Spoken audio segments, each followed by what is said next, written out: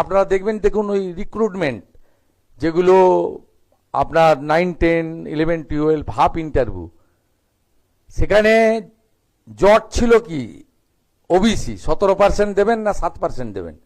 Percentage থেকেও বড় কথা, প্রায় 60 থেকে 70 লক্ষ মুসলিমদের নাম ঢুকিয়ে দিয়ে গেছিল যারা পাওয়ার যোগ্য নয়।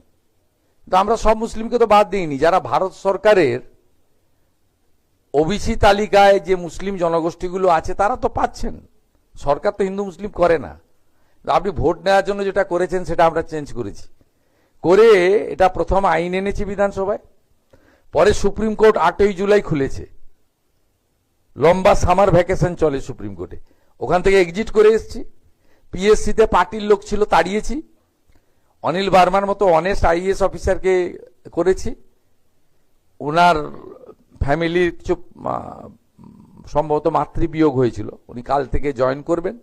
ইন্টারভিউ প্রসেস সেপ্টেম্বরের দেখবেন লাস্ট উইক থেকে চালু হয়ে গেছে। আমরা কেউ ইন্টারফেয়ার করব না।